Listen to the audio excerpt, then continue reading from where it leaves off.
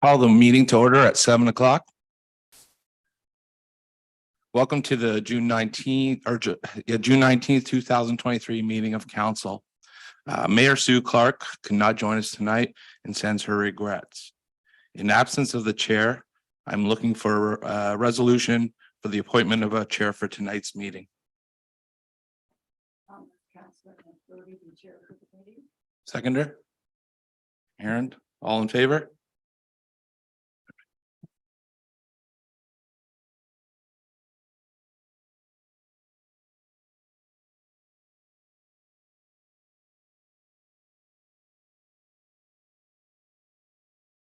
So, sure, you gotta help me through this. Yeah. Welcome, everybody. So just move. Interest. Is there any declaration of pecuniary interest and general nature thereof? Seeing none. We can move on to the minutes of the previous meetings. Recommendation was that the minutes of the Adelaide Metcalfe Council held on May 15th, 2023 be adopted as printed. No errors or omissions. Moved by Councillor McKinnon, seconded by Garrett Kingma. All in favor? Okay. So now we're going into the delegations of times events. Committee of Adjustment. Recommendation that the council convene as the Committee of Adjustment for the purpose of hearing application for minor variance A05-2023 and A06-2023 at 7:02 p.m. Mover and a seconder. Moved by Councillor Nordoff, second by Councillor Kingma. All in favor? Carries. Statement read. Okay, so June 19th, 2023, Committee of Adjustment. The purpose of the following public meeting and Committee of Adjustment are to Committee of Adjustment and the general public an opportunity to hear all interested parties with respect to the applications being heard this evening. The public is advised that comments expressed and written material presented are a matter of public record available for full disclosure. The applicant or a public body can appeal a Committee of Adjustment decision to the Ontario Land Tribunal. This must be filed within 20 days from the date of the decision. If you wish to be notified of the decision in writing, please submit a written request to the clerk.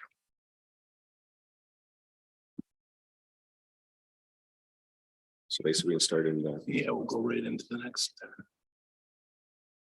Right here. Yep.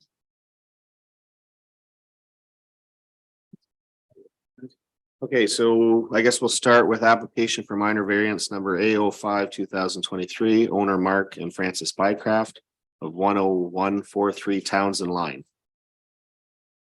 So if you want to come up and sit and then we'll ask Aaron to present once they're seen. Whenever you do have to speak, you just push the button on there, it'll go red for you. All right, perfect. So we'll ask our planner Aaron Besh, who's on Zoom, to start a presentation. Thank you, Chair. So the first application this evening, there we go, there's my map. So the first application this evening is for 10143 Townsend Line. And the purpose of this application is to seek relief from section 5.1.3 of the zoning bylaw as it relates to a maximum height of an accessory building or structure. Specifically, the applicant is proposing to build an approximate 1,200 square foot shop with a height of 7.1 meters or 23.3 feet, whereas the bylaw restricts accessory buildings to 5 meters or 16.4 feet in height. The applicant has advised the additional height is required to accommodate oversized garage doors. The subject lands themselves are about 1.3 hectares and contain a single detached dwelling. The applicant has advised that this dwelling has an approximate floor area of 2,000 square feet and approximate height of 6 meters or 16 feet. The lands are privately serviced and have existing access off of Townsend Lane. However, the property itself is considered a through lot as it does abut Langan Drive to the south, which is under the jurisdiction of Adelaide Metcalfe, whereas Townsend Line is County Road 12 under Middlesex County jurisdiction. The lands are located within the agricultural area designation of our official plan and the rural residential and environmental protection zones of the zoning bylaw. So I analyzed the minor variance against the 4 tests. My analysis included the fact that, it's the location of the structure is a significant distance away from any neighboring property lines or structures on the properties. The height increase would not substantially change what would be considered sort of a residential accessory structure. And so I did find that the 4 tests of minor variance were met. As for consultation, there were no concerns that were received from either our departments, agencies, or the public. However, I will note that the drainage and superintendent advised, in addition to no concerns, he would just advise that, of course, any water runoff needs to be directed away from any property lines. And the chief building official indicated that the applicant should be made aware that setbacks to the septic system will be reviewed as part of the building permit application. So my recommendation this evening for A05-2023 is approval without any conditions. Thank you, Chair. Thank you, Aaron. Francis, do you want to speak at all to this at this point? Any concerns? Oh, there you go. Any member of the public? Now we'll go to council. So basically the recommendation is that application for minor variance A05-2023 requests a relief from section 5.1.3 of the Township of Adelaide Metcalfe zoning bylaw in order to construct an accessory building with a height of 7.1 meters, 23.3 feet be granted. Can I have a mover and seconder? Moved by Betty Ann, second by Aaron. All in favor? Granted. Okay, so yep, you can go.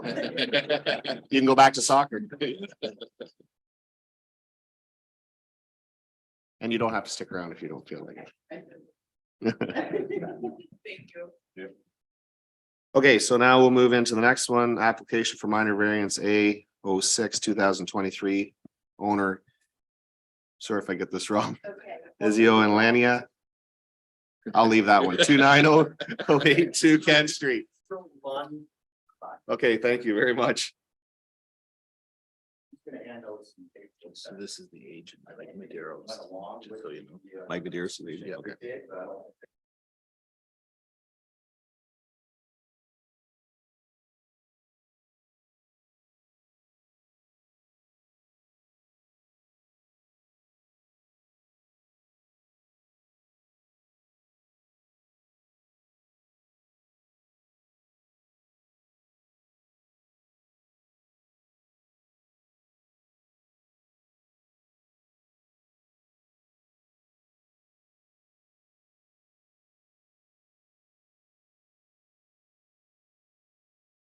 Okay, so I'd ask Aaron to do her thing. Thanks. Thank you, Chair. So that loads. Perfect. Okay. So the next application before committee this evening for 29082 Kent Street, the applicant is requesting relief from section 5.1.2 of the Adelaide Metcalfe zoning bylaw as it relates to locating an accessory building in the front yard of a residential property.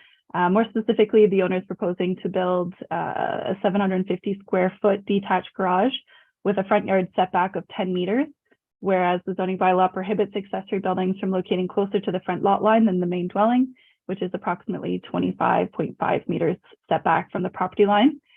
The owners have advised that the height of the garage would be 4.5 meters, and they're requesting the location of the structure be in the front yard, since the septic system is located at the rear yard of the property.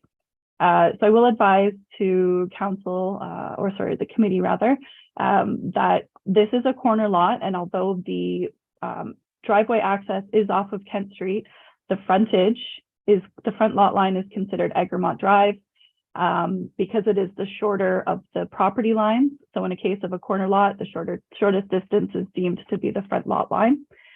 So the subject lands are about half an acre in size and contain a single detached dwelling on private services. There's also a workshop and a shed. And the owners are proposing to make use of the existing access off Kent Street by extending the driveway to the east in front of the dwelling. So the lands are located within the hamlet area designation of the official plan and within the urban residential UR zone of our zoning bylaw. So I did have a little bit more of a challenge with this one. When considering the 4 tests of minor variance, I was not able to consider that the variance would be considered minor in nature based on the context of the surrounding area. All other accessory buildings in the area are located in the rear and side yards, as is required in the zoning bylaw. The neighboring dwelling to the east is set back approximately 13 meters from the front lot line, whereas this garage would be 10 meters. So the applicant has proposed the garage to be 1 meter off of the mutual property line with no visual buffers. So I'm not able to confidently say that there will be no impact on the adjacent property from the locating this structure in this area. Further, there are other areas on the property that could accommodate the structure. Of course, not in the area to the rear where the septic system is, but perhaps relocating the shed that is behind the dwelling currently.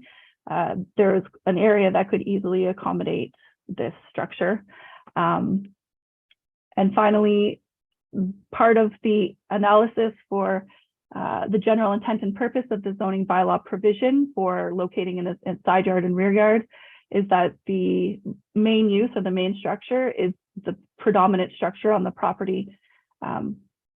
So by having the garage directly located in front of the existing house in close proximity to the neighboring lot, it's difficult for me to say that the existing dwelling would become the predominant structure, especially in the case that there would be the increase. You know, there's the garage at the front and there's 2 accessory buildings at the rear as well. So that would also muddle sort of the appearance of the predominant structure. So I was not able to say that it met the intent of the zoning bylaw either. So of course, if a minor variance fails to meet any of the 4 tests, then I do have to recommend denial of the variance itself. As for consultation, there were no concerns received from either staff agencies or from the public as well. So of course, my recommendation this evening is denial. Thank you. Okay, thanks, Aaron. So now we'll ask basically the agent or the owner to speak to this. Sure. I guess our theory on it was by putting it out front in this location, considering the setback of the house off the highway there, that it's not going to encroach on any of the as far as visuals coming off of Kent. Putting it back, if they were to move the small shed and put it back there, they're not gonna, I don't think they'll get the proper width to do what they want to do as far as garage.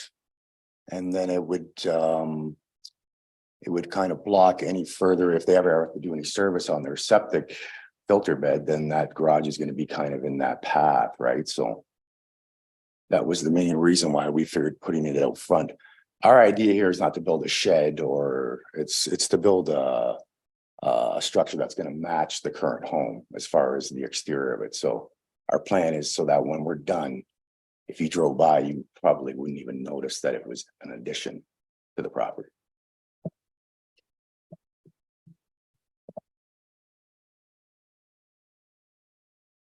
Okay, thank you. Do we go to any members of the public want to test? Yep. You just You want can- to you state can your come right name in. and address. Just state your name and address for the record.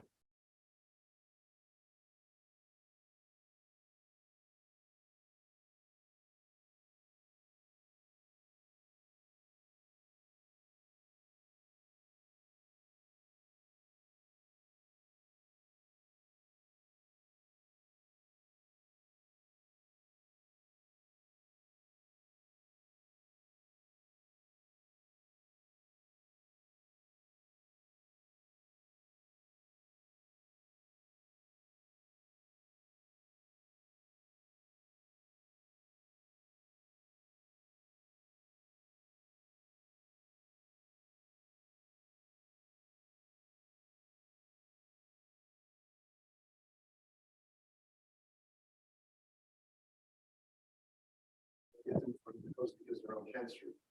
They're gonna have to go through this again.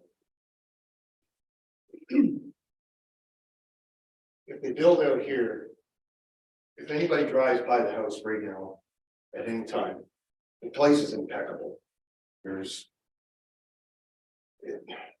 a shop or a garage out in front of the house, and nobody's even gonna realize it's there. If they have to go back here, like I said, they're gonna have to go through another minor variance because it's out in front of the house, because they're on Kent Street. If they're on Kent Street, that is behind the front of the house. I understand they're on a corner lot, but their address is Kent Street, and it's behind the front of the house. I don't understand that. Can anybody explain?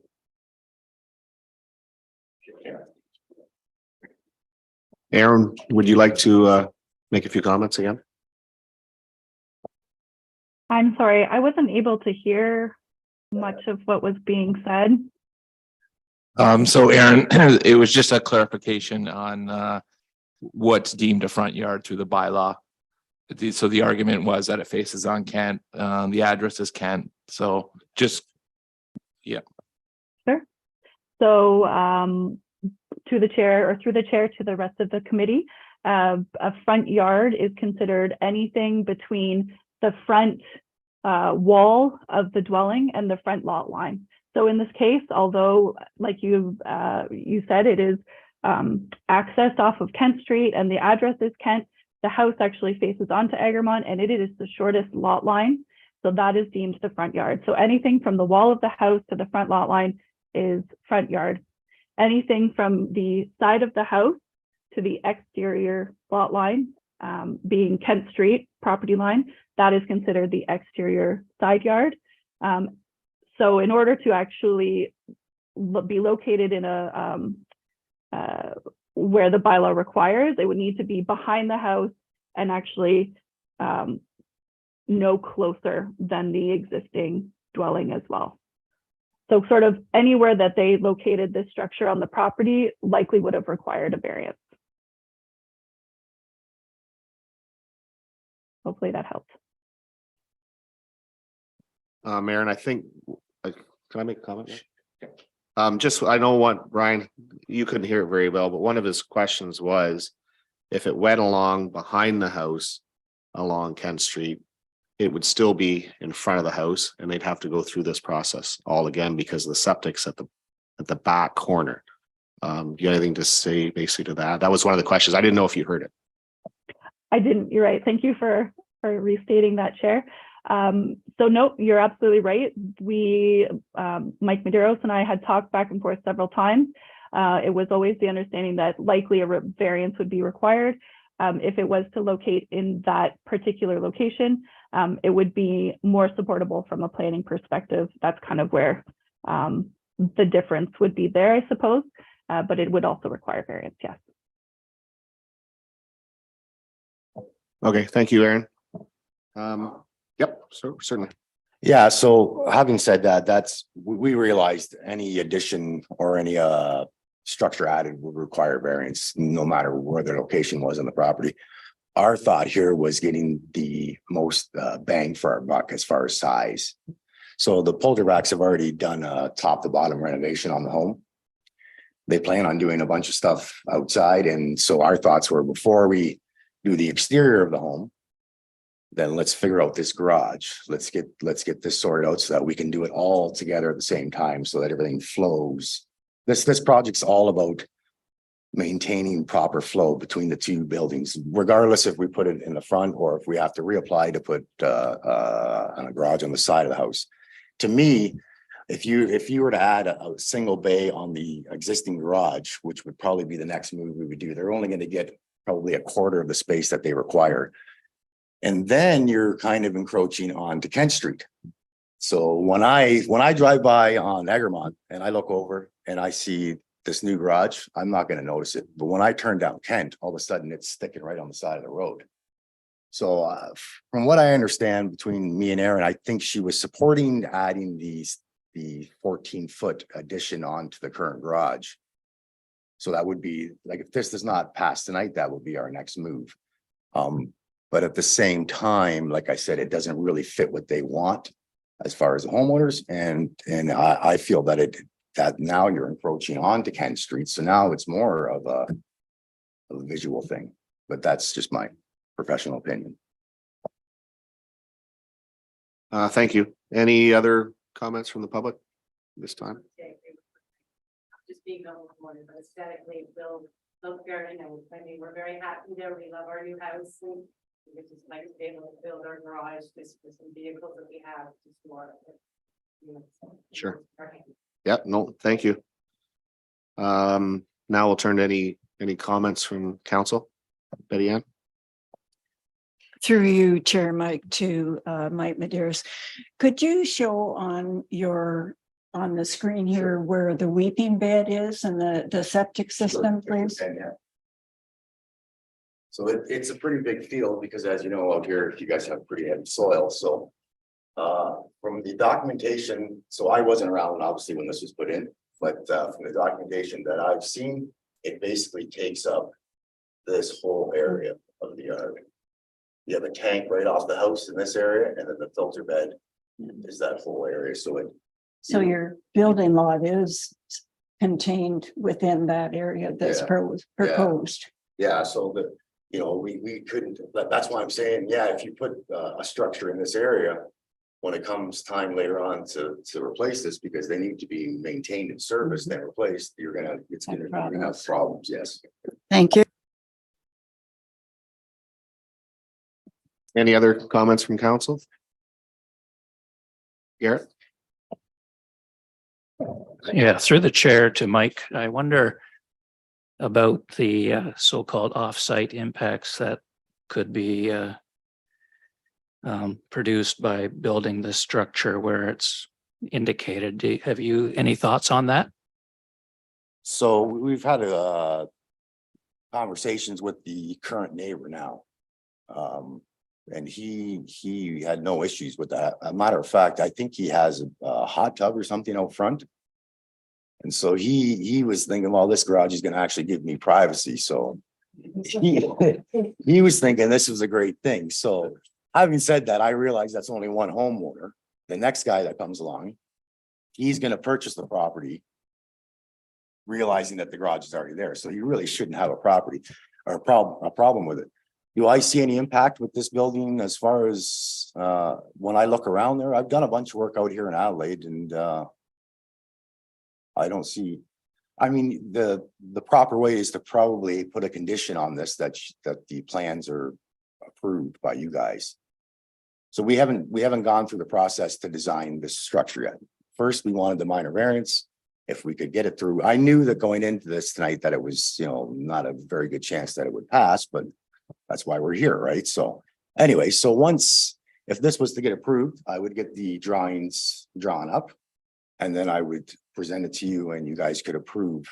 So if you could look at it then, because the last thing these people want and that I want is to go and build like a shed or a steel pole barn. Our intention here is to build something beautiful and tie it in with the house that's already there. So it's tricky. I realize from a planning standpoint, yeah, you just start throwing up sheds and buildings everywhere. It doesn't make a lot of sense. On this particular property, it does make sense. Thanks, Mike. Aaron, any comments? Just one, I really don't have a problem with where the proposed location is, but I know we ran into a problem with another one where it's, the watershed off the building itself. So the eave troughs and that, and the runoff from the building itself will have to be such that it doesn't go to the neighbor property. Right. Sure. So again, that would be a great plan. %.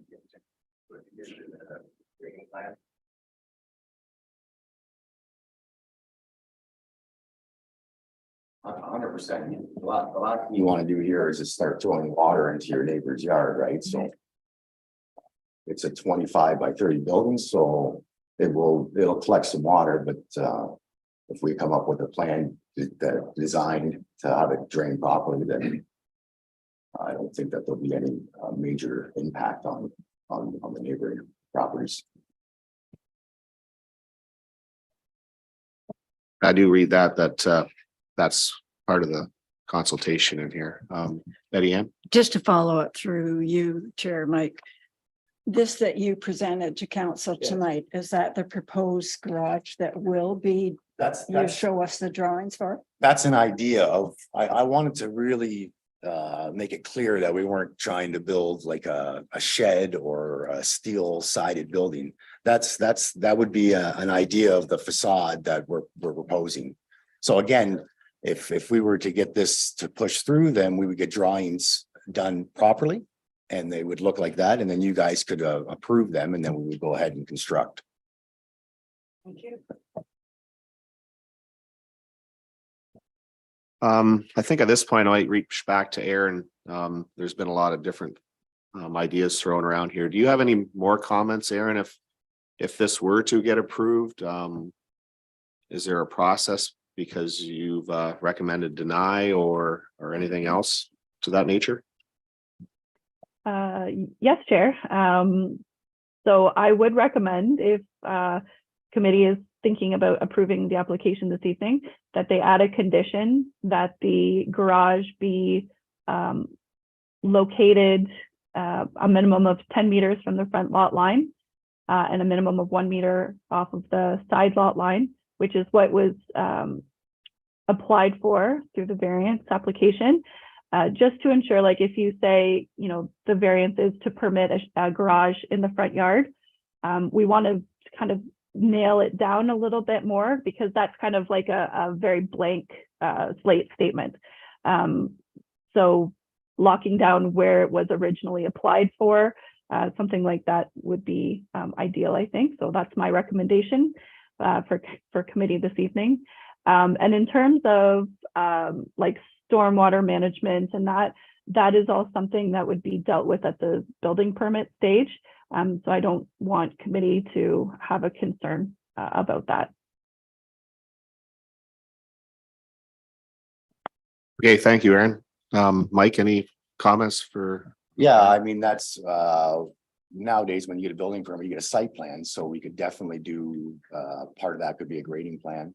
And once again, we could have the plans all approved and make sure that I have no issues with making sure that we have this thing put exactly where she's happy with it and making sure that it's done properly. That's why I'm here. Okay, thanks, Mike. Any other thing from council? Vivian? I'm prepared to move that we approve the application for a minor variance with the garage located 10 meters from the front lot line and 1 meter from the side lot line as recommended by the planner. Okay, so that was moved by Betty Ann, seconder. Aaron, Councilor Aaron, all in favor? Okay, passed. Thank you, guys. Thank you very much. Yep. Appreciate it. Yep, thank you.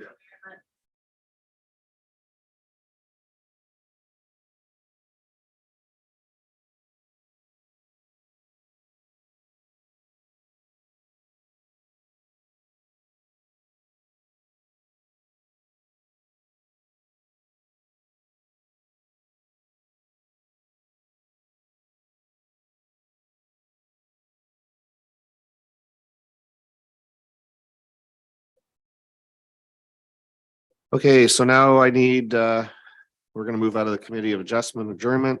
So we need that council adjourn to the Committee of Adjustment at what time is it? 7:29 PM and reconvene in regular session of council. Mover and second, moved by Councilor Nordoff, second by Councilor Kingma. All in favor?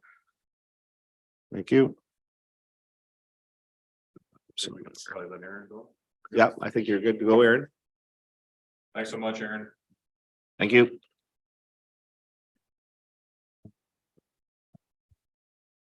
So we just sprayed into this. Yep, the delegation. Okay, so now we're gonna move into the delegation for Sabo Bayfield Conservation Area. It's a draft cost apportionment management meeting. Brian Horner, General Manager and Secretary Treasurer. And Mary Watershed. And Mary, the Watershed Manager. Sorry, his chicken scratch here. I can't get your last name. I'm gonna blame him here.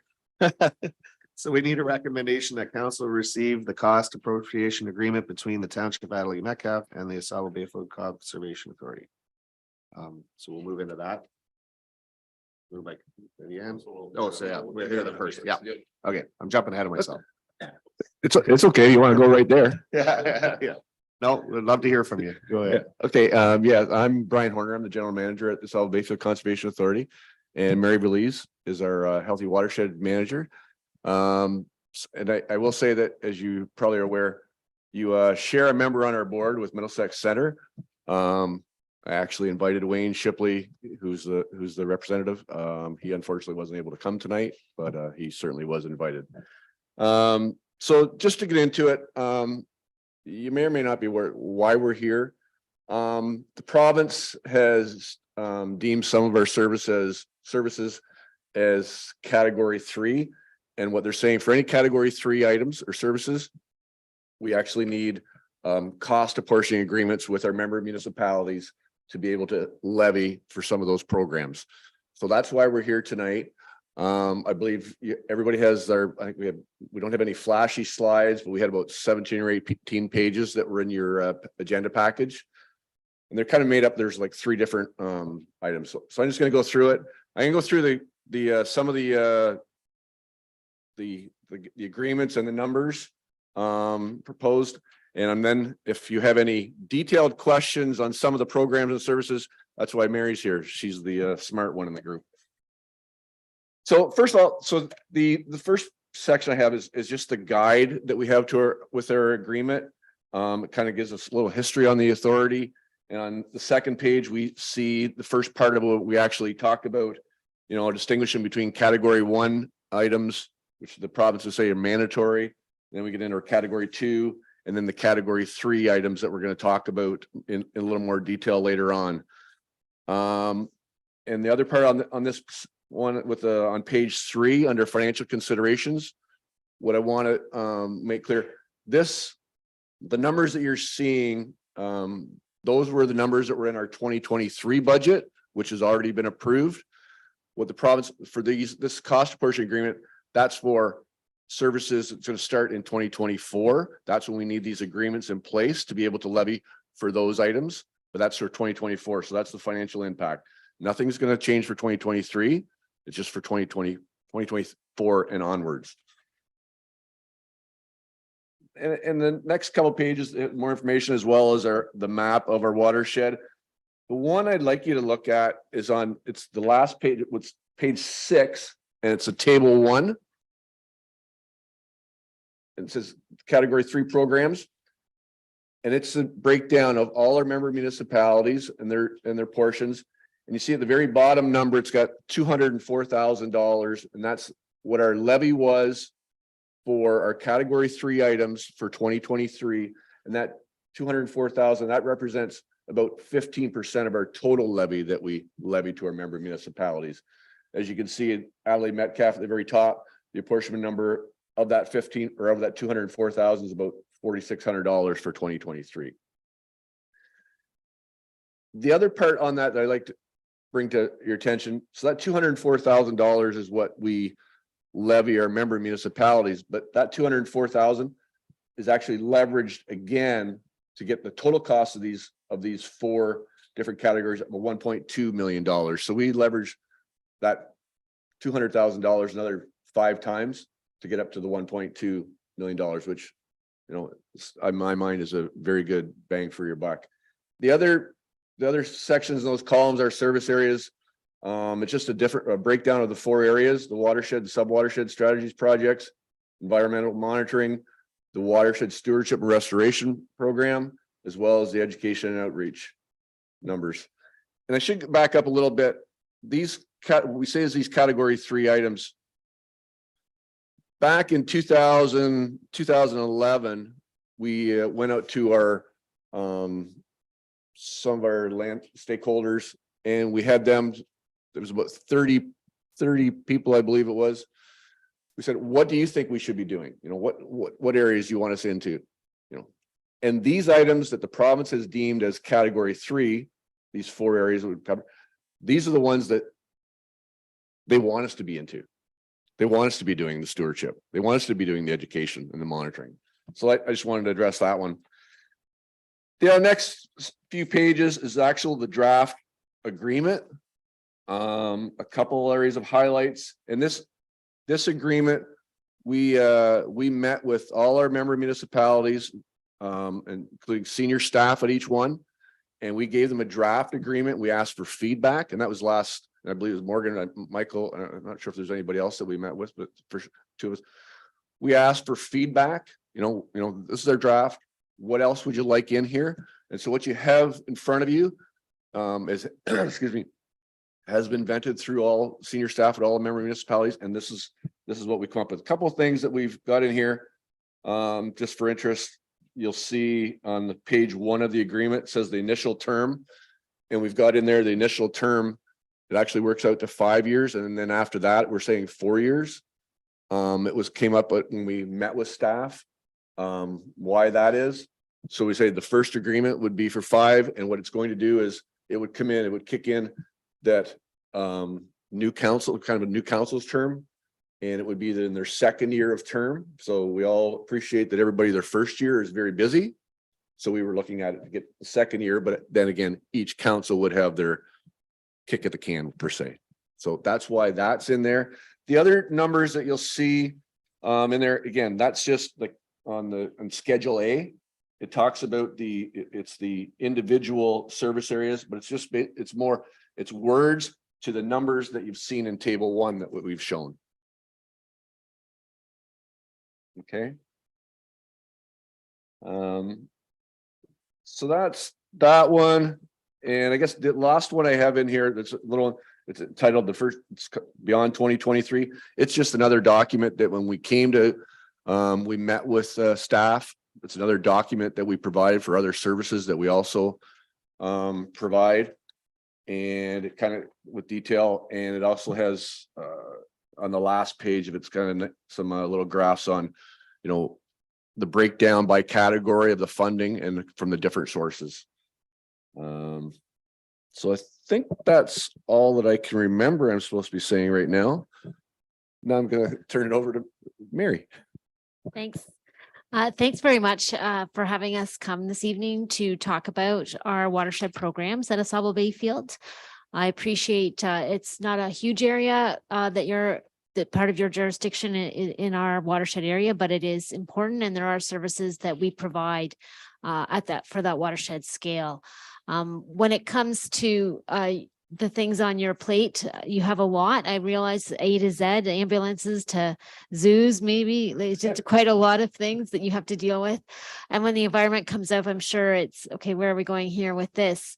But I just want to remind folks of the important work that is done at a watershed scale, and watershed management really is a great way to manage environmental issues. So if we think about everything that we do and how we use the land, whether it's agricultural or urbanization or other kinds of development, water is kind of the byproduct of what we're doing. We're not necessarily thinking about what's going to happen there. And with respect to managing that well, we try to encourage best practices. We're not telling people what they have to do necessarily, we're encouraging best practices. And the way we do that is through education, is by finding funding to support best practices for different practices.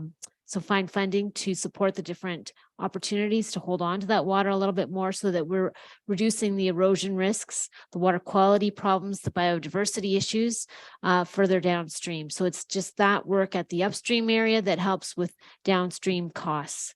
So I appreciate very much that opportunity to come and share about that. And that is the programs that are in this category 3 are really those extension services, trying to find the funds to do the best practices, do the monitoring, and of course, outreach and education so that people have an understanding about those best practices. So appreciate very much your time this evening. If I may, there was one probably key point that I did forget. With the draft agreement, you'll see we have the agreement with words, and then you have Schedule A. Schedule A is the one with the numbers are in it, and I should remind it. So that Schedule A, I see that you're not, we're asking you to agree to the services. We're not asking you to agree to those numbers. That's Schedule A. We propose that would be coming back every year as part of our budget process. Okay, so I just wanted to make that, I forgot to say that one. And I will say that, you know, this is our, as of tomorrow, we'll have, Mary and I will gone to all 12 of our member municipalities. So we have one more tomorrow night. And I will say that as of now, we have four have signed back the agreements. Exactly what you have in front of you. One other one has, they've approved it at council. We have the resolutions for it. We just haven't have physically got the agreement. And the other one, Middlesex Center, they are in, we'll say in theory have agreed to it, but what they have 5 CAs. So they're trying to get similar. Now, in reality, a lot of them across the province are similar to this, but they're making sure that their agreement is very similar for all 5 CAs. And then I'm not sure if you've received anything yet from St. Clair, or I presume it'd be something like this. You'd say so. Sorry. Okay, thank you very much, guys. Any questions from council? Betty Ann, you're the St. Clair lady.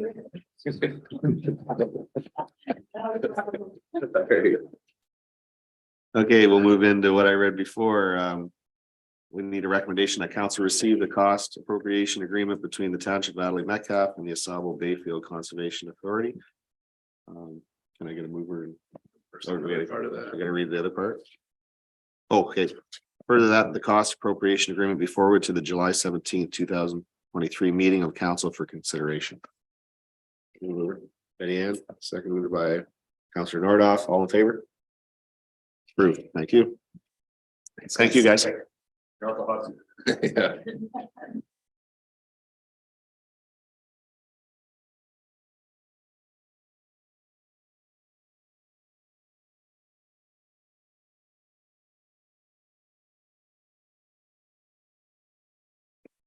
Okay, so now we'll move into correspondence, upcoming conferences, seminars, and meetings. The official plan review open house, which we did, right?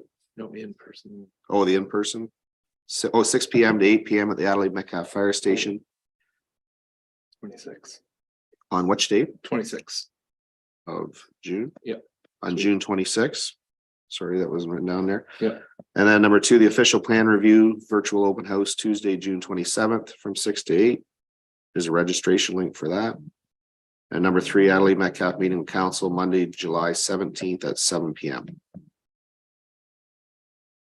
Recommended reading, CC number 1, County of Middlesex Council highlights on May 9th, 2023. CC 2, Asabo Bayfield Conservation Authority Board of Directors meeting, April 13th, 2023. CC 3, County of Middlesex Council highlights, May 23rd, 2023.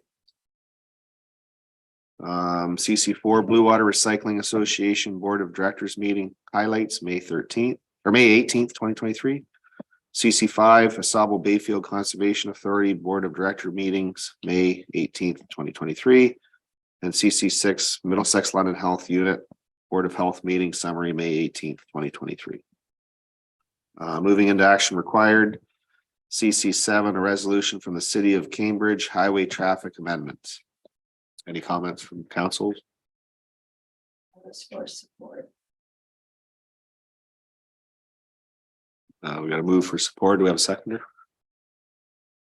File. I guess we'll file that one. Next, CC 8 resolution, Municipality of Huron Shores Healthcare Crisis. Any comments from council? Councillor Kingma. I was I'm tempted to support this one. I think the problem of getting enough physicians in underserviced areas is a huge issue. And I think it deserves support to have that addressed. Any other comment from council? Councillor Nordoff? Seconded. All in favor for support? And that's carried. Moving on to CC 9, resolution for National Chronic Pain Society opioid crisis. Any comments? or concerns? Move to file. Yeah, it looks like file. CC 10 resolution, town of Bradford West, Gilmabury, right to repair. Councillor Kima.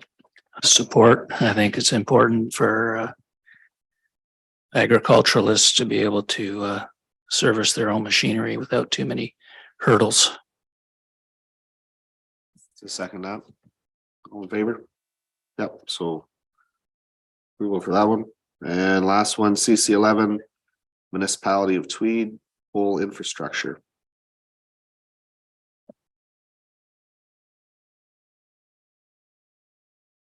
Councillor Kima. I'm happy to support this one as well, provided that the utility companies completely take over the joint shared pole infrastructure agreements and contracts. Any seconder for that one? Councillor Nordoff. All in favor of that one? That one's carried. Okay, so now we'll move to council receive and file council correspondence item CC 7 to CC. What is that? We've got 1, 2, 3, 4, 5, 6. And we have 7, 9. And that's it. Yeah. I think we had 5. Yep. So we need a motion to receive and file those items. Okay, can we get a motion to receive and file those? Councillor Kima, second by Councillor Nordoff, all in favor? That's carried. Okay, so now we'll move into staff reports. Operation budget to actual for May. Our treasurer, Johnny Pereira. Thank you, Chair. Through the council, we have in front of us the May 2023 budget actual report. Overall, spending and revenue collection is on pace with the approved budget. Expenditures to date are obviously trailing a bit, but that's just the seasonality of our spending with a lot of public works projects happening over the summer months. But everything is in line with budget. The recommendation is to receive the report as presented. I'd be happy to answer any questions you may have. Any questions from council? No. Okay, so with that, I need a motion to that the operating budget actual report for May 2023 be received for information. Councillor, moved by Councillor McKinnon, second by Councillor Nordoff, all in favor? That's carried. Next one, we have a partial land lease on 27897 Kerwood Road, and we'll go to our road superintendent Colter Cahill for that. Yeah, thank you, Councillor Brody. My report tonight's fairly straightforward. Historically, the township leases the land around the Kerwood wastewater treatment plant for the purpose of hay harvesting. It basically cuts down all our maintenance and added costs. 2 years ago was the first time the township required a formal agreement to lease the lands. That agreement expired at the end of the 2022 hay season. This RFP was released in the month of May for 2 seasons, 2023 and 2024. We had 1 bidder, and the successful bid was $300 for 2023 and $300 for 2024. The successful bidder was Mike Early, based on meeting all of the qualifications. The agreement is in the bylaws below, and the revenue from the partial land lease will be recognized in the Kerwood wastewater budget. Recommendation is below, and I will open up for any questions if there is any. Any questions from council? Oh, one from Councillor Kigman. Yeah, through the chair to Colter, I just have a quick question. What's your reaction to the successful applicant doing some modest improvements to the ground so that his machinery isn't bouncing around so much? Thank you, Councillor Kingman. Actually, I spoke with the successful bidder last week and actually today, and we're gonna fix up those few spots ourselves so he doesn't have to get his machinery in there and do that. I don't feel that is necessary. We should be cleaning up those couple spots. To anybody else that's listening, basically, after they did the construction in 2010, there's just a couple spots that have settled, so just have to touch those up so the tractors aren't bouncing through.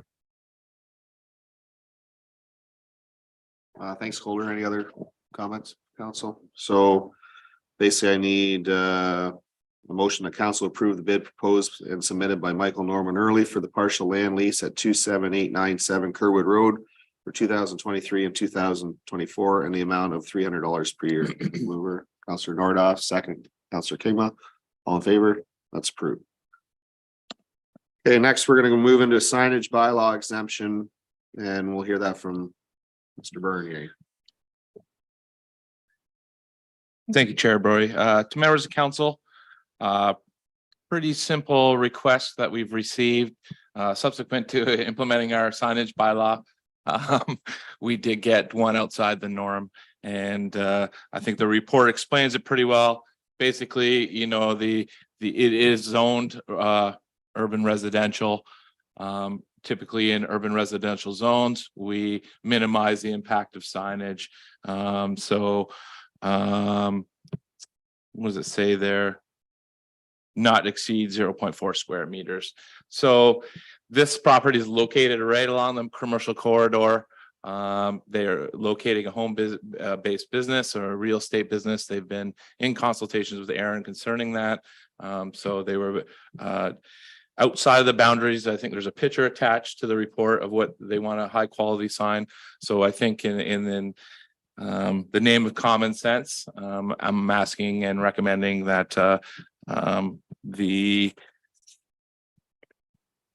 that council approve the request for exemption from the signage bylaw for the property located at 28270 Center Road. So if there's any questions, I'm more than happy to answer.